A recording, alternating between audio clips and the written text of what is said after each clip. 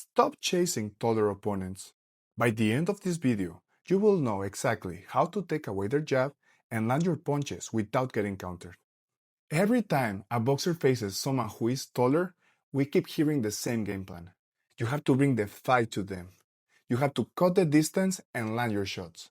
And that is precisely why so many short fighters lose their fights. You have probably seen many short boxers waste their energy chasing a taller opponent, walking into punches and losing the fight. Romero was shorter, and even seen as the less skilled fighter, but he pulled off the upset against Ryan Garcia by fighting a smart fight, not a messy one. In this breakdown, you will learn the skills Romero used against Garcia so you can beat taller opponents and win your fights.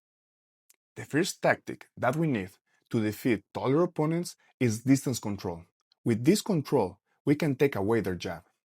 Garcia versus Barrios shows how quickly Garcia can let his hands go when people stand at punching range for too long.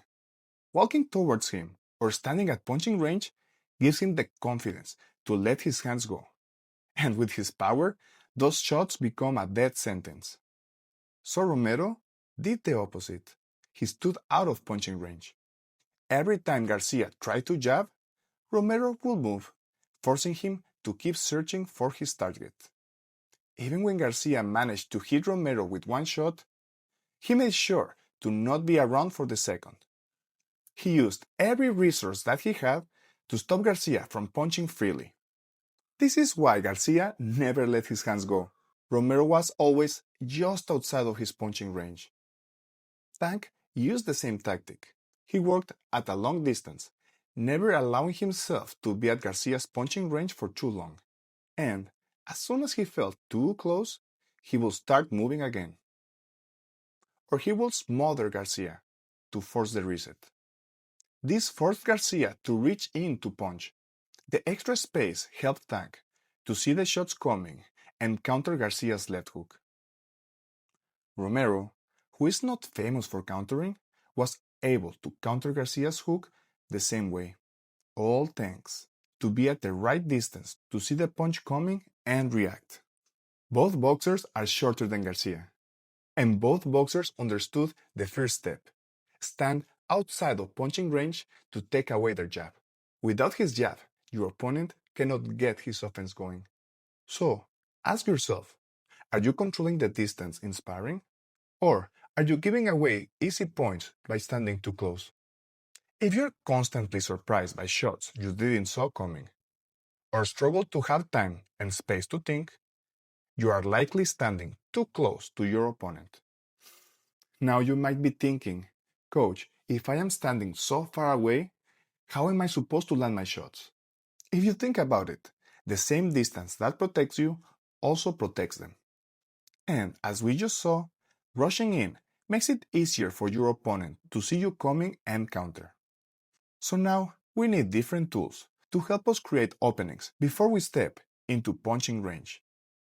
The main tool that Romero used to create openings is feints. Romero's feints were effective because he used them outside of Garcia's punching range. Most boxers miss this, and they get countered for feinting too close. Being outside of punching range allows Romero to safely look for openings while staying at a safe distance to avoid walking into a shot. Romero also made sure to keep feinting to keep Garcia on his toes. Many beginners only feint just before attacking, but doing this too often makes you predictable. Feints are also useful to keep your opponent busy while you find openings to punch. Let's hear it from Romero's coach, Ismael Salas. Lo único que me hace falta también que te mantengas con la finta y no te quedes alto tanto tiempo, ¿tú entiendes? Mira, él no te tira. Cada vez que tú le estás haciendo finta, él no te tira. ¿Ok? Another thing that made Romero's feints effective is that he made sure to read Garcia's reaction before punching. When we feint, we must be ready to defend if our opponent tries to attack first. We also have to read when our opponent's reaction is not giving us openings. And of course, Once our opponent has made the reaction we want, take the opportunity. Good feinting requires you to always be ready to adjust to your opponent's reaction and make them pay when they finally open up. Take a moment to think, how often do you feint in sparring? Most boxers start the first minute of the first round feinting, but lack the discipline to keep feinting round after round. If you usually feel like you are doing your opponent's fight, or that you are getting countered easily, you need to feint more. Now that you control the distance and you feinted your way in, we are ready to land our shots. But even if we use setups, landing a shot against a quick counter puncher with a longer reach can be tricky. This is why we built our offense. This means that we start the fight using punches that are unlikely to get us countered. And for Romero, this shot was the jab to the body. From the jab to the body, you can use the same feints to build up for bigger shots, like the jab to the head.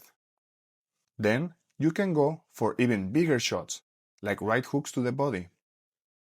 And of course, we can slowly build up all the way to high risk, high reward punches, like a right hook. Similar to setups, if you want to build up your offense, you need to be able to read your opponent's openings and intentions. If our opponent is not giving up any openings, we must go back to our safest shot, the foundation of our offense. If they open up, you can try bigger shots. And if your opponent is in a bad position, it is safer to throw bigger punches in a longer combination. Most people don't talk about this, but it takes some serious discipline to constantly read an opponent who can turn around the fight with just only one shot. Garcia was actually trying to find his range. Many times he tried too hard to land at least one punch on Romero. And he did manage to land his left hook when Romero rushed his work. But Romero's discipline to stick to these principles is what allowed him to beat a taller opponent and make it look easy. Another kind of boxer that takes some serious discipline to defeat are slick back foot boxers. These boxers can easily get ahead in the fight if we're not careful. If you want to learn how to defeat these kind of boxers, you can click on this video. If you struggle in your sparring and you're not sure why, I can break down your rounds and show you exactly what you're doing wrong and how to fix it. Click in the link in the description to get started. And if you found this video helpful, please share it with a training partner who may need it.